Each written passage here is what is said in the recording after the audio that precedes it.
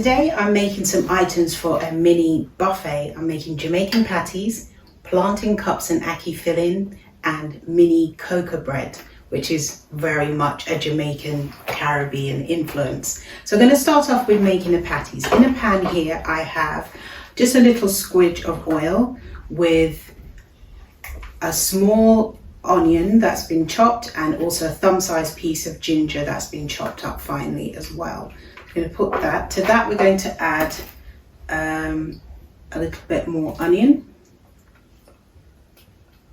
A bit more onion to that, and then in addition to that we're going to add our tomato that has been chopped. So that's just 2 medium-sized tomatoes that we chopped, some garam masala and some seasonal oil. So just put those here. You're going to cook those down, so keep those cooking until the tomatoes have broken down and are soft. And then after that we will add our vegan mince. So the mince I'm using today is the frozen kind that I've just defrosted. You can use the dried one, but if you have to use the dried one, soak it overnight first and then drain off the liquid and then use it to make the patty fillings, which is what we're making now. Now that I've added everything to the pan, I'll let that cook down, and once that's cooked down and the tomatoes have gone soft, then I'll add the vegan mince to the mixture. So the mince is now cooked. I did pop a Scotch bonnet pepper in there, but closed. If you open it, that's when you get the fire. So now all we need to do now is make the pastry. So we're going to set this aside and make our pastry.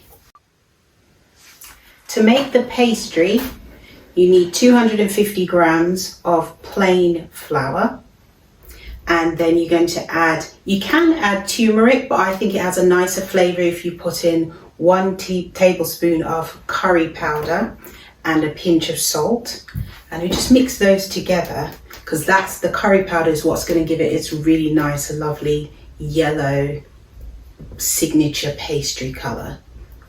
You don't see it now, but you see it later on. Then you're going to have 125 grams of cold butter. And then you're going to put that in there and you're going to rub it in, because you want it to look like fine breadcrumbs. So you basically breaking the butter into pieces and rubbing it into the flour. So it comes up and it looks like lots of lovely breadcrumbs. And you just keep going until the butter is in lots of little pieces like that. Some people freeze the butter and then grate it in. That's one way you can do it.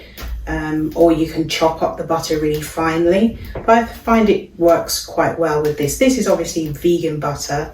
Vegan butter tends to be quite softened, so it lends itself to making this kind of pastry. So once it's like that, and you can see it's like fine breadcrumbs, like that, then you just add 5 to 6 tablespoons of water and then you make it into a dough. So now the dough is ready. As you can see, all the mixtures come away from the sides of the bowl, and this is now all together and smooth. So then now we're ready to roll it out. All right, once your pastry is ready, roll it out and then cut it out into circles. You can use a lid or something like this, or the actual cutters. Press it down a little bit like this, and then you're going to put some mixture in the middle. Now you don't want to put too much, and make sure you drain the mixture before you put it in, because you don't want to have too much liquid. Just put a little bit in here. Push it into the middle. Then you're going to pinch it all the way around like that. Put it flat on the surface and you get a fork, and then you just press it at the edge like that all the way around. That's where you get those nice little fork marks.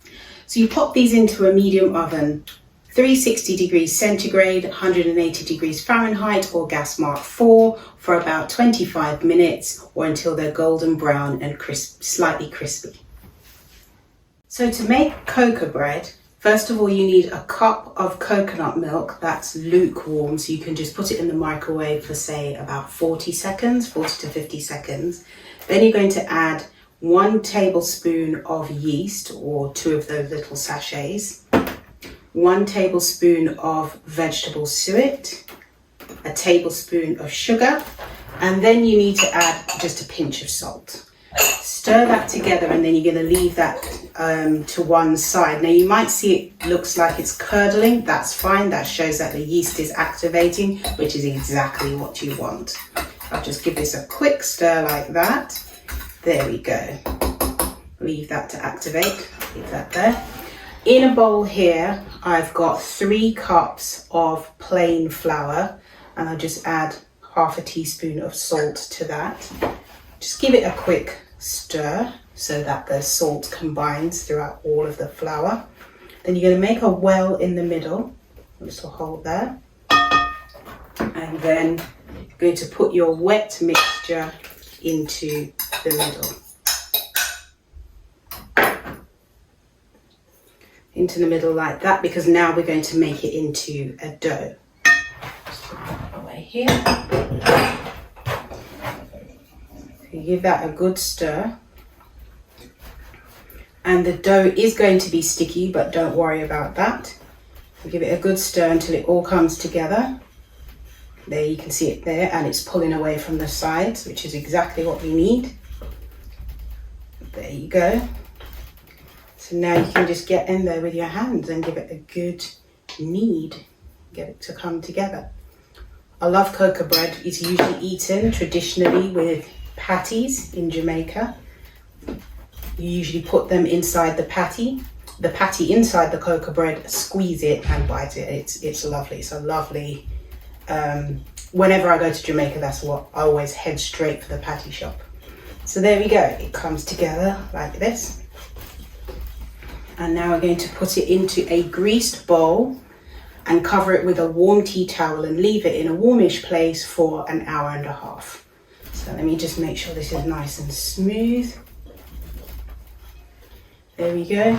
Put it in our bowl and cover with our damp tea towel and put the timer on for an hour and a half. So once the pastry has risen after an hour and a half, then you roll it out and then you cut it into 4 pieces and roll out those 4 pieces about ½ inch thick. And then you just put butter on one side like that. Let's give it a good, and this is obviously vegan butter. Fold it over like that, and then keep going until you've used up all of the mixture. Once you've done that, cover it again and leave it to rise in a warm place for 10 more minutes, and then it's ready to go into the oven. The third thing we're making for our buffet today are plantain cups with Ackee Filling. I love plantain, it's one of my most favourite foods. So to make it, what you do is boil the plantain, and I have some boiled plantain already here. You take about a third, half to a third, depending on the size of the plantain, and then you press it into a bun tin like this and press it with a teaspoon so it forms a cup shape. So that you do that and you fill up the bun tin, and then you pop that into the oven for about ½ an hour until it goes slightly golden brown around the edges, and then it forms a cup shape, and then you're ready to add your Ackee filling. So for the Ackee filling, it's really simple to make. All you do is with a medium onion chopped, and then you add, just fry it in a little bit of oil with a medium tomato that's chopped up and some garlic. About a couple of cloves of garlic would be more than fine. And you let those cook down a little bit. Then you add some all-purpose seasoning, black pepper, a little bit of salt if you need it, and then it's more or less ready. Let it cook. You add the ackee and then it cooks, and then it's more or less ready.